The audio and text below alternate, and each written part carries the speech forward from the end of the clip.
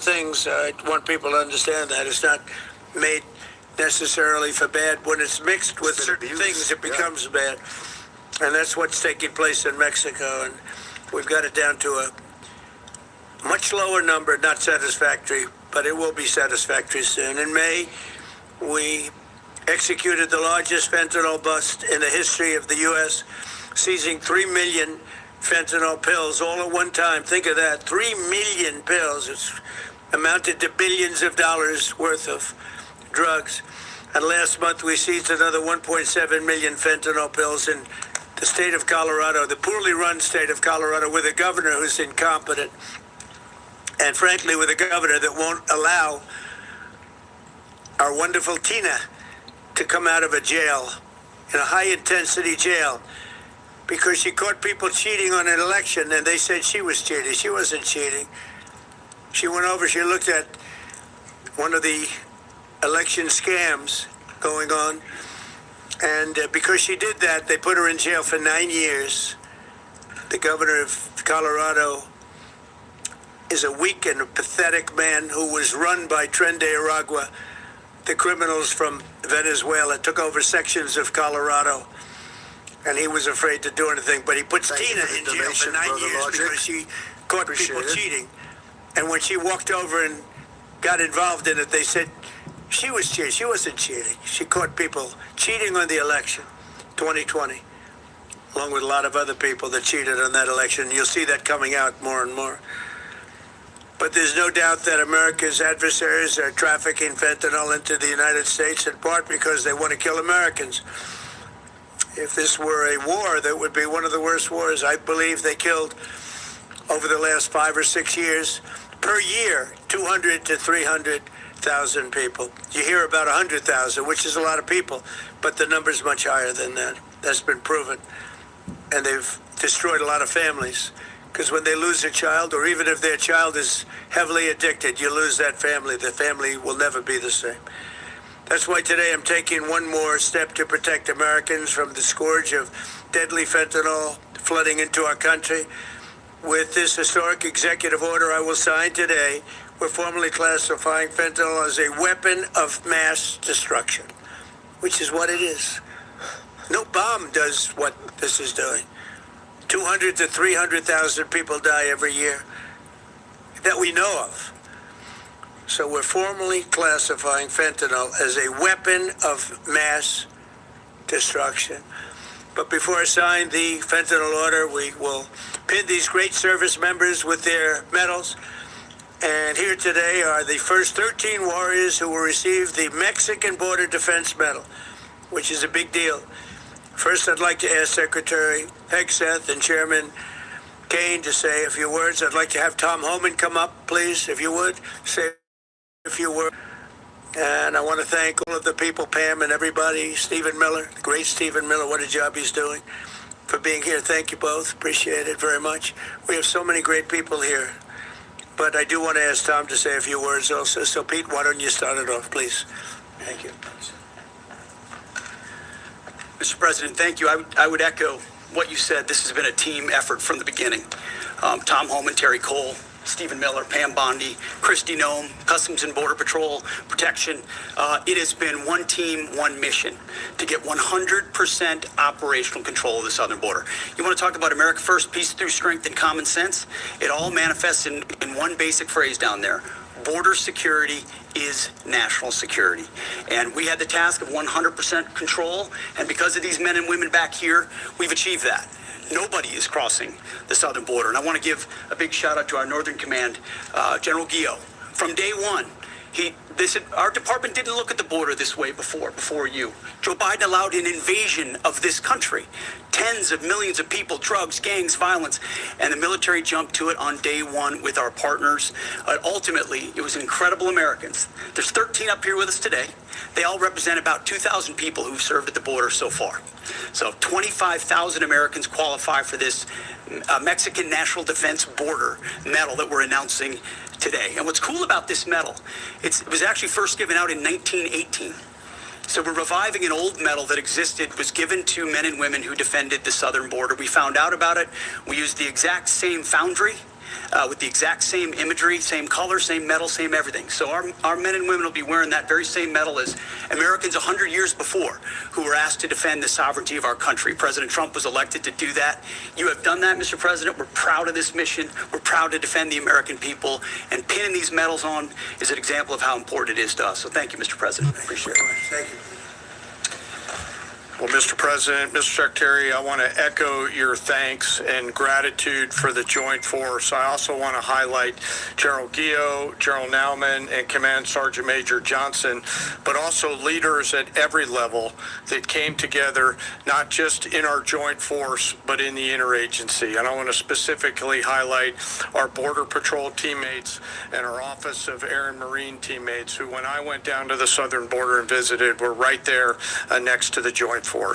I also want to thank not just these 13 individuals, but the... So here we have some pretty interesting news, guys, because here we were all expecting some sort of announcement when it came to rescheduling cannabis, but instead we're hearing that fentanyl is going to be officially designated as a weapon of mass destruction.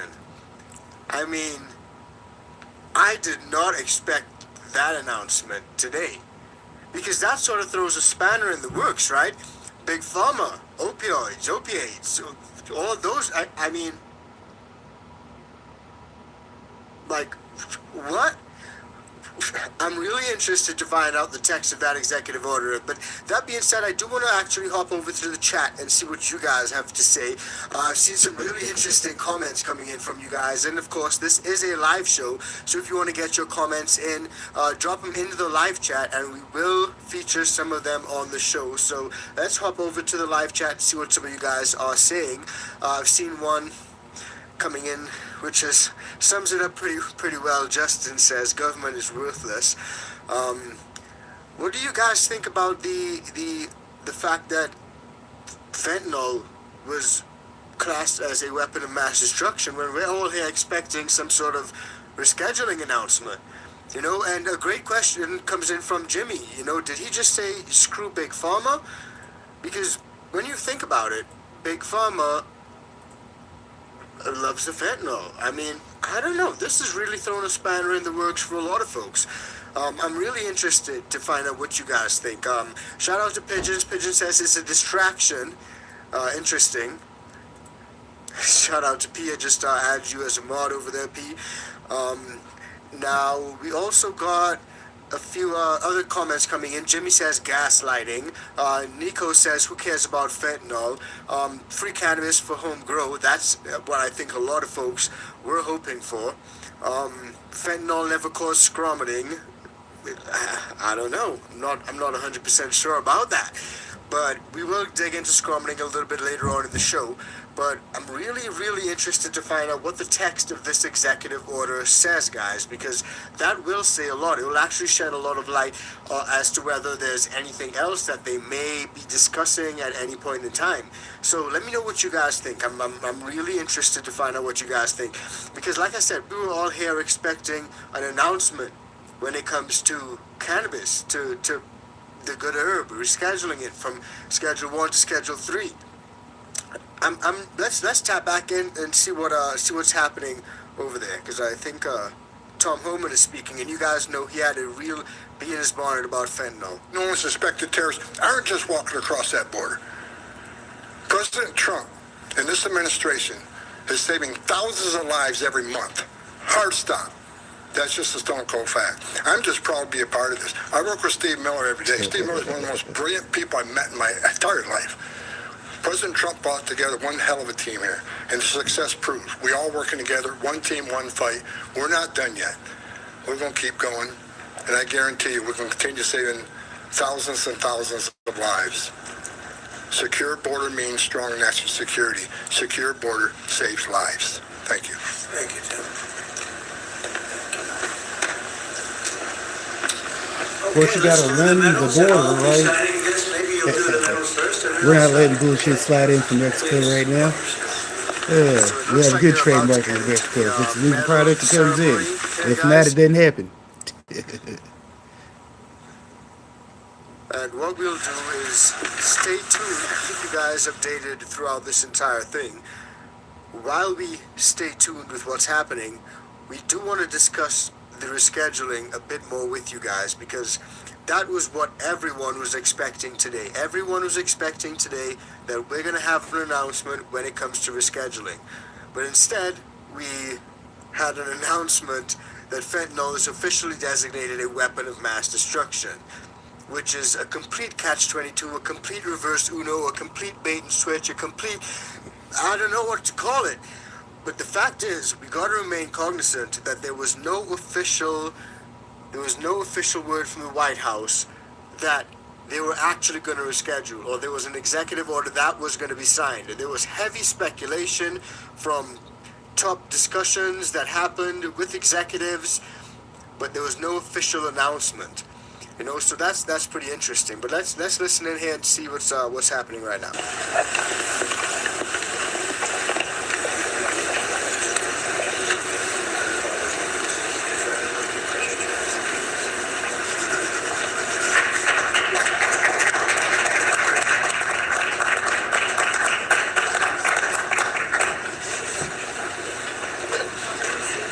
No auto pens. None, ever. We don't like auto pens, right? We don't like auto pens. How about gathering around me and we'll hold this up? Congratulations, it's an amazing job. Come on around, come on around. Let's take a good picture.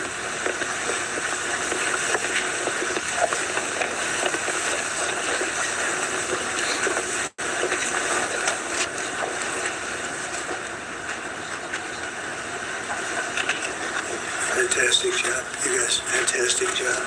Thank you very much. Great job. Thank you, Mr. President. Great job. What you've done is unprecedented.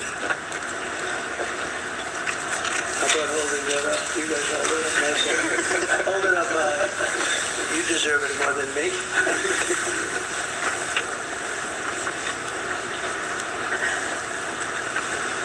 So here we have a little bit of the photo op, where President Trump has just I'm going to give you another medal. not only signed that executive order Maybe more beautiful. I'm not sure. designate fentanyl as a weapon of mass destruction, but also is giving out these This medals, is the one the military loves. Mexican Border Defense medals. Start, okay? Thank you. Here you go. Thank you, Mr. It's President. pretty nice. Want to compare it? Let me see. Compare it. Let me see how that looks. I don't know. That looks pretty good. A little bit of comparing medals there, medal sizes maybe. Very special. Thank you, Mr. President. Thank you. No, but all jokes aside, respect does go out to all the hard-working officials on the border, all the hard-working officials in law enforcement, all the hard-working officials everywhere. Good what you can do, Tyler. Sometimes recognizing their efforts goes a long way. So I think you'll like it. It's special. We don't give it to many people. Thank you, Mr. President. Thank you, Mr. President. Come on over here. Come there. Look at this guy. That's the man to be in heaven. That's 4 size up big. That means a lot up there.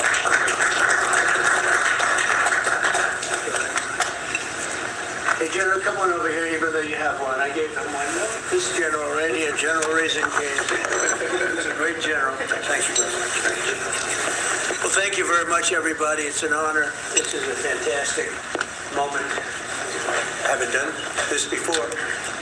And the job they've done on the border is unthinkable. What they left us with, that they would have open borders with millions of people, 25 million people, probably more than that, pouring into our border, totally unchecked and unvetted. Now we have the opposite. And we want people in our country, but they have to come in legally. And they know that. And they know they're not getting through, so now they don't even try. So all of the death that Tom Holman talked about, the rape and the death and all the problem doesn't really happen because the caravans, a name I think I came up with, maybe not, but the caravans are very small. In fact, for the most part, they don't even exist anymore because they know they're not going to get through. In a little while, you'll be seeing I'm suing the BBC for putting words in my mouth, literally, they put words in my mouth. They had me saying things that I never said coming out. I guess they used AI or something. So we'll be bringing that lawsuit. A lot of people are asking, when are you bringing that lawsuit?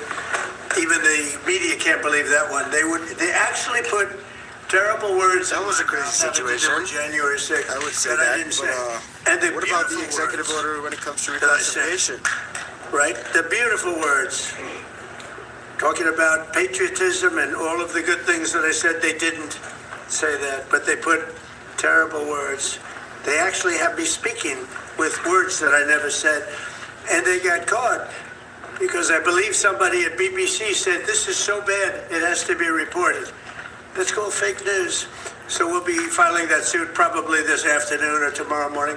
I want to thank all of you for being here. If you have any questions, I guess you could ask, but this is really a day of celebration for these people. The job they've done is really unprecedented. It seems that there's no So go ahead. incoming announcement when it comes to reclassification of cannabis. Hopefully someone from the media is smart enough to ask this question, especially considering how big of a story this was. Hopefully they're going to capture this animal. Hopefully they're going to capture it. Has Kash Patel told you why it's been so difficult for the FBI to That story identify this who morning the is shooter really is? sad. The shootings that have been So far, happening over we've the done a past very few good days. job of doing it with Charlie, with, the various times this has happened. They've done it in pretty much record time. But you really have to ask the school a little bit more about that because, this was a school problem. They had their own guards, they had their own police, they had their own everything. But you'd have to ask that question really to the school, not to the FBI. We came in after the fact.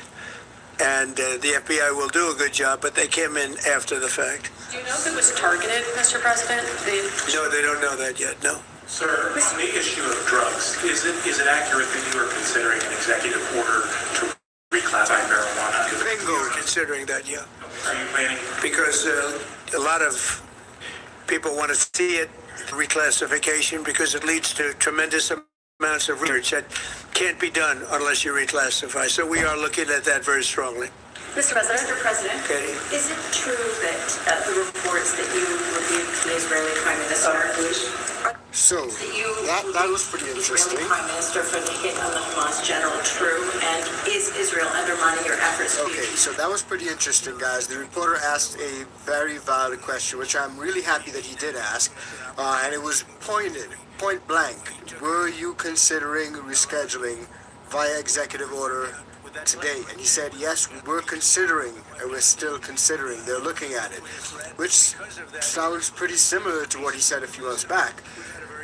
So it does lead me to wonder, is a decision actually going to be imminent? Is it going to be happening soon or not? Violation of the ceasefire, the strike of the Hamas general?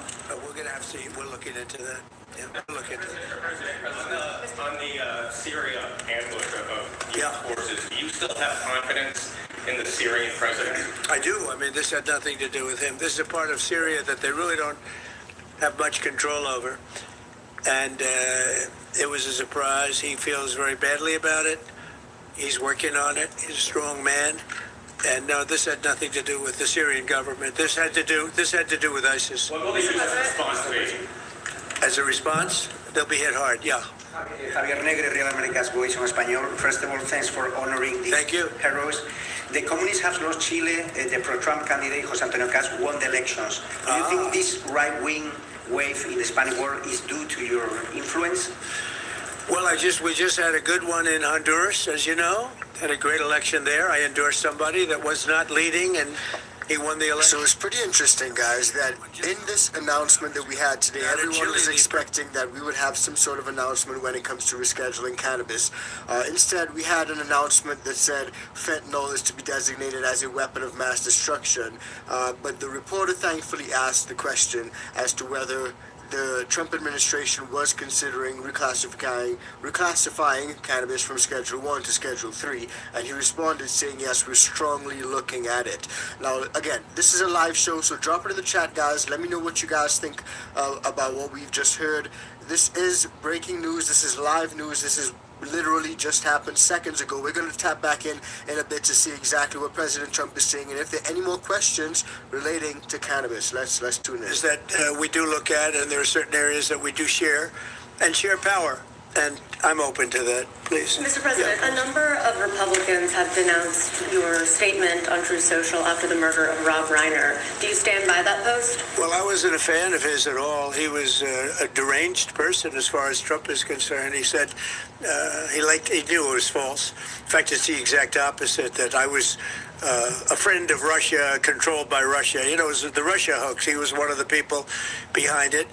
I think he hurt himself in career-wise. He became like a deranged person, Trump derangement syndrome. So I was not a fan of Rob Reiner at all, in any way, shape, or form. I thought he was very bad for our country, yeah. Blue slips, Mr. President. Leader Thune doesn't seem like he wants to get rid of blue slips. Will there be consequences for the Senate if they... Well, I think they should get rid of blue slips because as a Republican president... You know, it's pretty telling, guys. It was really pretty telling, guys, that the second question that was asked by the reporters was about rescheduling cannabis. In other words, if you have one... And there's not been any follow-up question yet. Isn't that remarkable? Not a single follow-up question. Senator, where we have a lot of them. You have one Democrat senator in a state. It is not possible to appoint, because of blue slips, a judge. It's not possible to appoint a U.S. attorney. You see that happening. And I think it's a disgrace. I think blue slips are a disgrace. I really would like to see some more questions about rescheduling, guys. Do you guys they agree? should not be relevant anymore. Do you guys This is a different world than it was 15, 20 years ago. You know, that was a gentleman and gentlewoman world. This is a little bit different, unfortunately. Yeah, please. Mr. President, what do you want to see Congress do this week as it relates to health care and the expiring ACA? Yeah, that's a good question. I'd like to see the people get the money. I'd like to see all of the money that's going to the Democrat insurance companies. You know, the insurance companies are making a fortune. They're up 1,700% and more. And they're taking in hundreds and hundreds and hundreds of billions of dollars, even trillions of dollars.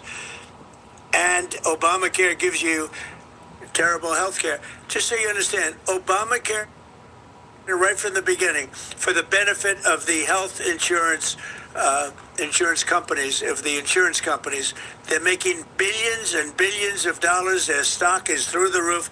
I don't want to give them anything. I want all money going to the people and let the people buy their own health care. It'll be unbelievable. They'll do a great job. They'll get much better health care at a much lower cost. Would you like Republicans next year to just use reconciliation to do with health care exactly what you laid out, and they wouldn't have to worry about Democratic votes? Well, that or knock out the filibuster. If you knocked out the filibuster, it would all go away. But we have a few people that wouldn't do that. It's crazy. Look, we should knock out the filibuster. And if you did that, we'd get voter ID. You'd have no mail-in voting, all things that make our elections dishonest. And you'd get a lot of other things having not even to do with voting.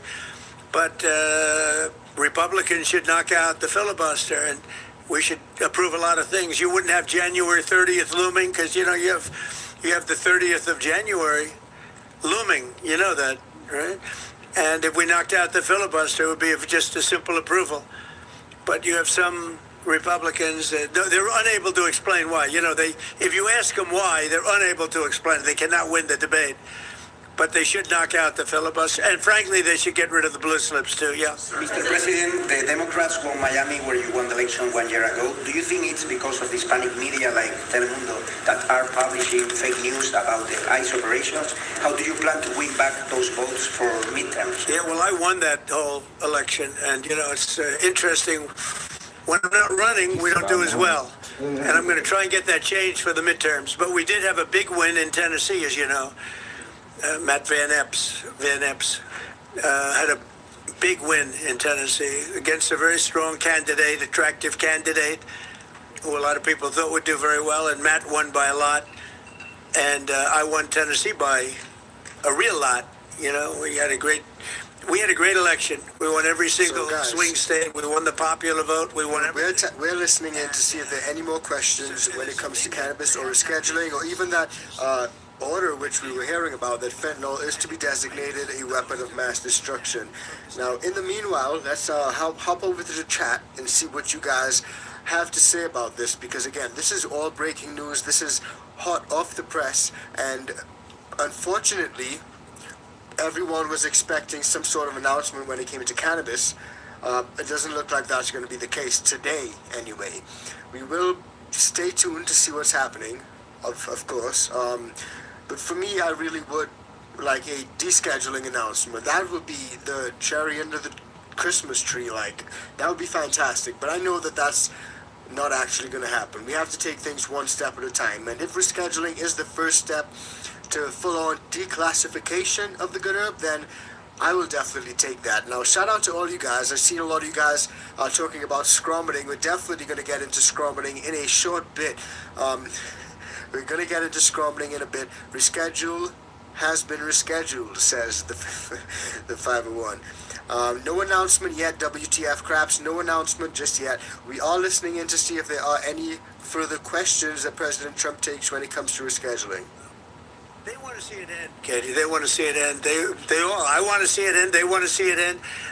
I actually think that President Putin wants to see it end.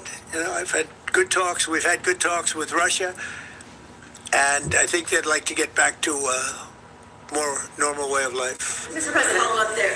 Article 5 deal seems to be emerging without NATO membership for Ukraine. If such a security guarantee is offered, what incentive is there for Ukraine to give them any sort of territory? Well, look, you have, they've already lost the territory, to be honest. I mean, the territory is lost. But in terms of security guarantee, we're working with Europe on it. Europe would be a big part of that.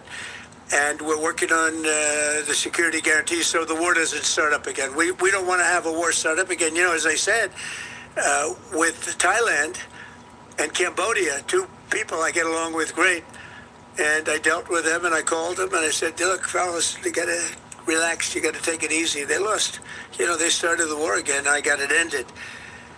And things like that are going to happen. War. There's nothing pretty about war, nothing good, and there's nothing you can do to predict what's going to happen.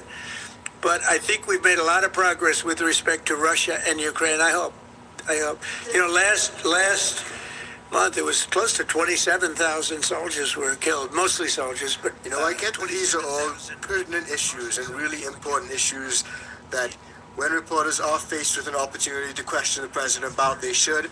But the truth is, the time limit is whatever. Also is rescheduling and reclassifying cannabis. That was a massive story over the last few days. Than anybody could have thought. I would have said that he should have definitely been pressed a little bit more about rescheduling. Is there a timeline? that half of them Can we get a decision made in an expected timeline, a reasonable time frame? Is it going to happen before the end of the year? Some folks were expecting before the end of the year. Have spoken directly to Putin? Yeah, I have. On Syria, Mr. President, on the U.S. troops killed in Syria over the weekend, why do we have troops in Syria? Because we're trying to make sure that there's going to be and remain peace in the Middle East, and Syria is a big part of it. The new leader is a strong person, and that's what you need. This is a rough part of the world, and it's been amazing what's taken place in Syria. We got rid of Assad. We got rid of other people that were really bad people and that were in the way of peace in the Middle East. You know, we have legitimate peace in the Middle East. First time in 3,000 years. Shout out to everyone in the chat, guys. Hit that like, show some love. Please do subscribe if you're new here. We drop tons of videos all the time. And I like this comment from Overbus, which says, betting on next week. Maybe we may find a decision comes next week. You know, today's only Monday. We may find one later on this week. Who knows?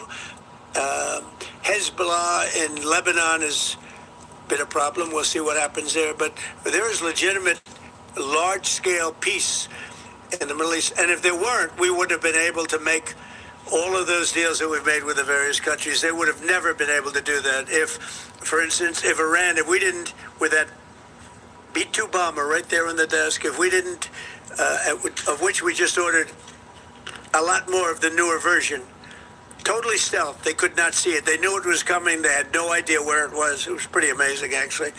Every bomb hit its mark perfectly, despite CNN trying to say differently. They didn't know. They just, hoped. They hoped that we didn't, but it turned out that they did. Atomic Energy Commission confirmed it. So did Iran confirm it. They got knocked to hell. But if we didn't knock out their nuclear capability. Great point, Dutchie. There's just way too much going on right now. There's a lot of stuff going on right now. A lot of stuff going on in the world, and a lot of stuff that America's involved in on the international stage. So, You expect that international stabilization force to be up and running in Gaza? I think so again, more questions about international affairs when it comes to Gaza, Syria, Russia, Ukraine. A lot of questions when it comes to those things, but only one question when it comes to rescheduling cannabis. They want to see peace. We have more than 59 countries. We have many countries that aren't even in the Middle East, but they're fairly close to the Middle East. They want to be involved. So it's been pretty amazing. Mr. President, this week a man named Keone Rodriguez is going to federal prison for creating crypto privacy software. The case was started under the Biden administration, but your DOJ kept it going and secured the conviction. A lot of people in crypto are saying that this man should be pardoned. Are you familiar with the case at all, or would you be interested? I've heard about it. I'll look at it. Why, you think he should be pardoned? Sounds like it. Sounds like, based on your question. Many people in the Rodriguez, we'll look at that, Pam. Okay, let's take a look at it. You know, you'll have to tell me. I don't know anything about it, but we'll take a look. On Friday, Yeah, please. Mr. President, Such a great question. Trey working. Mainstream media won't ask any other detailed questions about it. They'd rather see it remain illegal. Great question. Optimism. Do you anticipate, along with the historical low gas prices, that continuing in the first quarter? Well, we've had the greatest stock market in history, Brian. We have a stock market that's gone up 52 times to new highs during a 10-month period. Gas prices are pretty low. I would say gas prices where I'm at, you can get it for like $1.25, $1.50, $1.80. I posted that on my Instagram recently, and people were like, "Wow, where you getting those prices? What's gas costing you guys where y'all are at?" Drop it in the chat and let us know. Altogether, and there's never been anything like it. And the reason are the tariffs have brought vast amounts of wealth into our country. That countries have taken our car companies. Those car companies are all coming back. The AI is coming at levels that nobody's ever seen before. That's going to be a massive industry. Without the tariffs, we wouldn't have that. Chips are coming in. The chip companies are coming in from Taiwan and other places, but mostly from Taiwan, which has Stan MN Dirt, thank you for dropping your comments in the chat. Like I said, this is a live show, guys. And he says, no news is good news unless you're an investor, in which case this likely ruined your day. Quite possibly, if you're trading on stocks, then those stocks may show some volatility. But if you're a home grower, just a regular guy like you and me, then no news is probably good news. in my opinion, almost only in the United States. They've been used against us successfully because we had presidents that had no clue. But tariffs really work. We have taken in hundreds of billions of dollars with tariffs, and more importantly, we've taken in countries and companies where, and even countries have sent their car making people into the United States in order to avoid. But it looks like gas prices on average, based on what you guys are saying in the chat, are down. You know, I'm seeing 220, 259, 250, 280, 220. Crab Rose says 389 minimum. Interested to see where you're at. Emerald Empire says 185. 309 in Pennsylvania, 250 in Missouri, 275 in Bama, 220 in Texas. Gas prices. 10 months.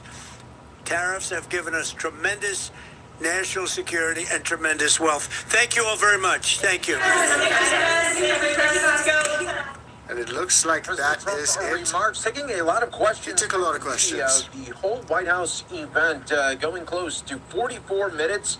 And we brought it all to you right here on Live Now. 45 minutes, guys. So the entire thing took about 45 minutes. We all expected an announcement when it came to rescheduling cannabis. Unfortunately, there was no announcement. But, I mean, depending on which side of the coin you are on, that may not necessarily be a bad thing. It may actually be a good thing. But let me know what you guys think about that, because, again, we're going to show you guys a few more stories. We're not done just yet. But what we did see from that announcement from President Trump is that fentanyl is now being classed as a weapon of mass destruction. So does that then mean that Big Pharma has a reason to be worried. You know, is Big Pharma now going to double down even more when it comes to cannabis? Because they know that the alternative to some of those opioids, opiates, a lot of people who are hooked on them, the alternative is cannabis. It is the good herb. It is the good herb. And by the way, guys, get your American grown hoodies, the good herb. Grab them before they all gone. Use that code ICANTHC. We got some new designs on the website as well. Use the code ICANTHC. Website is www.icanfam.com. Now let's hop into the chat, see what you guys are saying and what you guys think about what we've seen today, because I'm interested to find out what you guys say. And like I said, we're not done yet, because a lot of folks in the chat, while we're hanging out in the chat with you guys, a lot of folks have been talking about scromining, the whole craze when it comes to scromining, the crazy screaming, vomiting combination that we've been seeing. And let's go ahead and run a clip about that right now, because this one is pretty interesting. Have a listen. Hey, I guess for some chronic cannabis users, getting the munchies is the least of their concerns. Get this, over the past decade, ERs are reporting a surge in regular cannabis users showing up with sudden stomach-churning attacks that leave them doubled over in pain, oftentimes a few times a year. Fox Medical Team's Dr. Mike joining us now live to talk about this phenomenon. Dr. Mike, there's a new verb for this. It's called scromiting, okay? It's like a combination of screaming and vomiting at the same time. This sounds awful. What is going on here? Well, Anthony, if you're a regular user of marijuana, like daily, and it's rather heavy use, and you end up with significant vomiting and abdominal pain, and you're writhing in pain, not feeling well, getting dehydrated, you're going to end up in an emergency room. And that's what we're seeing more and more. Now, for many viewers, they'll be happy to know that I finally brought my brain with me, okay? And basically what happens is, if you use marijuana for prolonged periods of time, it really does affect receptors in the brain that, as you astutely mentioned, have a connection to the gastrointestinal tract. We often talk about feeling hungry when you use marijuana. What this does in heavy users, you end up with intractable nausea, vomiting, and because you have all of that cyclic vomiting and nausea, you can develop the abdominal pain, you don't feel well, you end up in the emergency room. So that's the name of it. It's been around a long time, I think since 2004. Cannabinoid hyperemesis syndrome. That's the technical name for it. The slang is that scromiting. And so got to be aware, if you're using a lot of marijuana and all of a sudden you start developing these symptoms, probably going to go to the ER and get evaluated. And the only treatment is to stop using the marijuana. We can give you some things to try to help. Of course it is, guys. Of course, the only way to treat it is to stop using it. Cannabis bad. Marijuana bad. Don't use the good herb. It is bad. Like, I mean, I don't think this is pure propaganda, guys. So let me break this down for you guys, because I myself have a little bit of a weak gut, and I refuse to blame it on cannabis. Now, that being said, I do think that there is a medical condition called CHS, cannabis hyperemesis syndrome, and that is a rare case, which I feel like is being exaggerated a bit, being blown out of proportion a little bit, and is being used as a propaganda prohibitionist talking point, right? Now, what we're seeing is that there are increasing reports of people being sent to emergency rooms, ERs, with these cases of scromiting, right? And they are linking it to other types of products, not necessarily just smoking a joint. I'm talking things like vapes, like some of those vapes with THC or nicotine in them, where you may not necessarily know exactly what type of chemicals are in there. Some folks are putting it down to that. In other situations, there are folks who are saying it's due to the way that the flower was grown. So was the flower grown using heavy pesticides? Was it grown using any types of chemicals or anything like that which can cause adverse reactions when you consume it? Because like they were saying in that clip, some of this can go back to your gastrointestinal system, right? Your gut, basically. And if you're not taking proper amounts of probiotics and stuff like that, you may end up with a bad case of scromiting. Now, is it purely down to the cannabis? I'm not sure. But they did break it down a little bit more. And again, taking the word of a doctor for some of these things may or may not be the best idea. Sometimes doctors may have personal agendas, may be against legalization or against rescheduling. Some doctors may be for it. It all comes down to the doctor. But let's go ahead and have a listen. Some things to try to help, but there's not a lot that we can do for it other than stopping it and giving you IV fluids if you're dehydrated. Yeah, it seems like a pretty simple solution there. Just cut back on the use. Now, let me ask you this. You said that it's been going on since about 2004. I have heard that over the years, marijuana, cannabis has gotten more potent. Does that have to do with this whole scromiting phenomenon? So, Anthony, you are so astute. I love it. I love it. Yes, the potency has gone up. Back in my day, Cheech and Chong, this is not grandma's marijuana. Much higher levels of THC. But some experts think it might be synthetic marijuana that is causing this. So there's a lot of possibilities. Bottom line is the only thing you can do to get rid of it and stop it is to stop using it. You all, I don't know how you get through the day if you're using marijuana heavily every single day. I mean, I don't know how you deal with that and try to eke out a living. I have no idea. But anyway, that's what you do. The cost-benefit analysis there doesn't really check out here. Scromiting doesn't seem worth it. Let me ask you another question while we have you on the line, Dr. Mike. Doctors. A set of researchers is now saying that adolescence actually lasts into our early 30s. I am surprised by this. That's not something I think we need to get into. So, again, guys, I think that this is a little bit of a situation that's blown out of proportion, blown out of control, if you will, blown out of proportion just to sensationalize everything. I mean, think of the word scromiting. A lot of folks hear that word and they're like, what the hell? I don't want to scrum it. It sounds painful. It sounds horrible. But the truth is, it's a rare case. Rare cases. A lot of folks who have, when I first reported on this, said that they've never scrummed within this 40, 50, 60, 70, 80 years of smoking. So it really is a little bit more of a rare case. And that's what this next clip actually shows. Check it out. Cannabis hyperemesis syndrome. It is a condition that's sending more and more people to the hospital, to the ER room. And I want to bring in Antonia Nemanich with Rush Hospital. Dr. Antonia, did I say your last name correctly? If not, please correct me. Nemanich, very close. Nemanich, okay. Thank you so much for your time. I really appreciate you being here. I was a little stumped hearing this for the first time.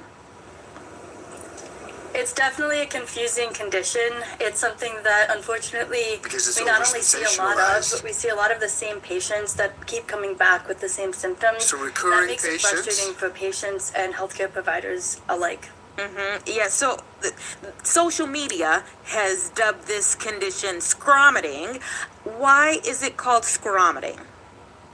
So that is intended to describe the sound that these people are making, which is basically in between a scream and the normal vomiting sound. So it's a very dramatic vomiting sound. Oof, it sounds painful. And so, as I'm seeing, this is habitual cannabis users who are coming in with this condition. Why now?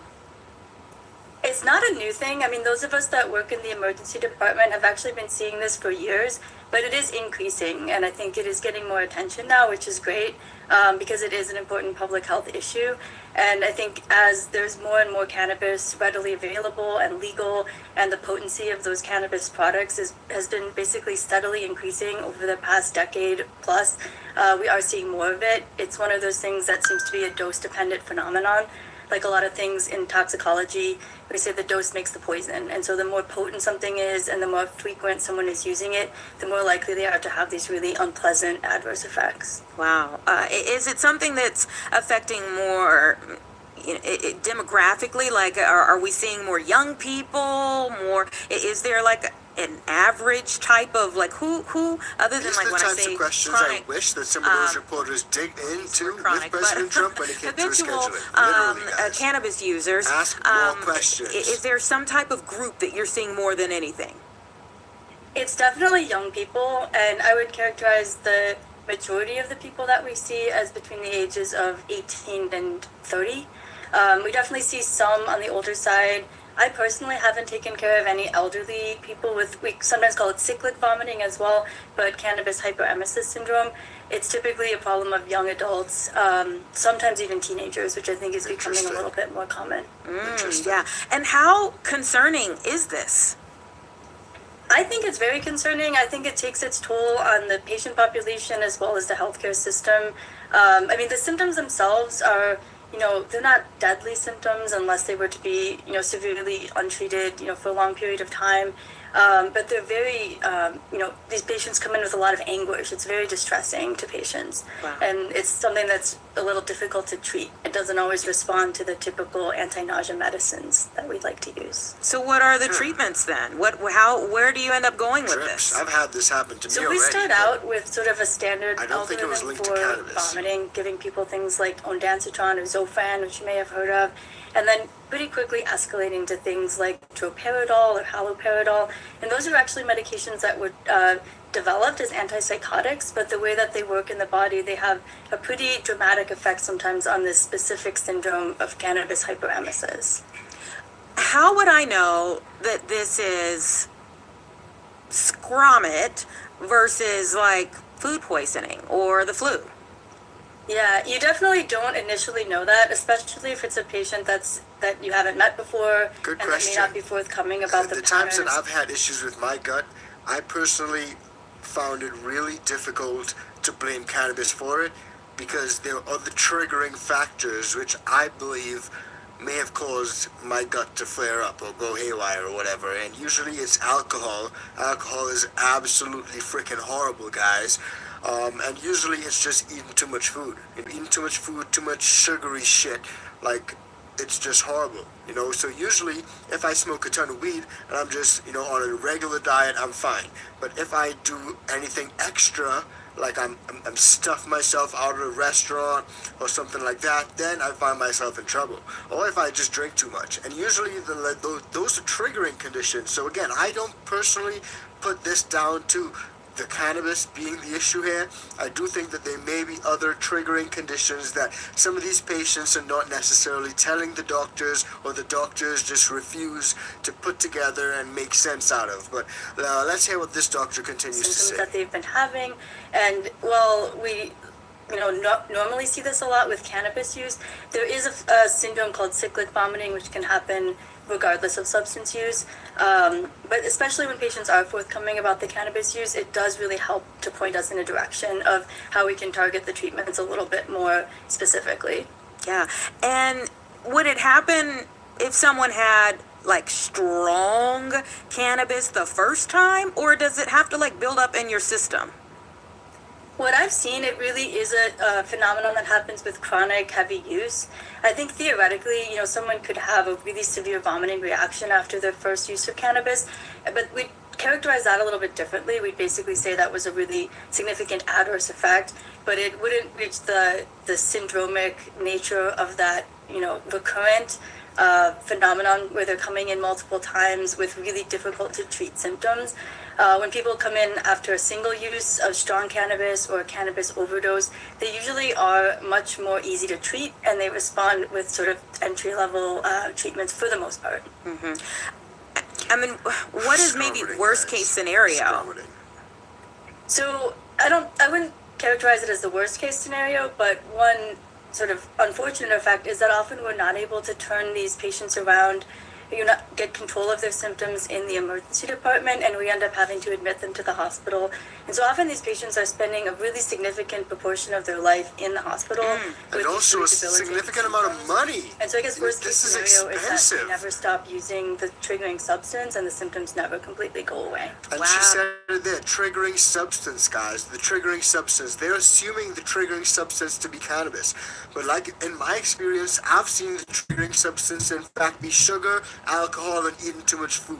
Like, sometimes my wife considers it to be red meat, if I eat too much red meats. So, I mean, there are a lot of things that can trigger these conditions. So, for me, I'm not blaming the cannabis for this at all. And so, yeah, is that a matter of, you know, managing things better? I know, you know, maybe somebody uses like a medical marijuana or something like that, but is it a matter of managing things better to prevent this, or do you just need to stop using cannabis? The latter thing that you said, we really try to reinforce that with patients, is that please do stop using, even be patient. Because one of the tricky things with this condition is that a lot of patients have latched on to the idea that the cannabis is actually the only thing that helps. And the real challenge that we have as the healthcare providers taking care of these patients is that getting them to make the link of, you know, really, there's a lot of evidence behind the idea that the cannabis is actually the trigger. And unfortunately, with the chronic daily users, it can take quite a long time. It can take 2 to 3 months for all of that cannabis to get out of their system. And so they may stop use, you know, for multiple days, even for multiple weeks, and then they continue to have occasional symptoms, and then they'll use that as basically a rationale that, oh, it must not be the cannabis, and then they'll return to use. And so, unfortunately, getting them to stop for long enough to really have that improvement be evident is challenging. Yeah, what are some other misconceptions that you find for people who use cannabis on a regular basis?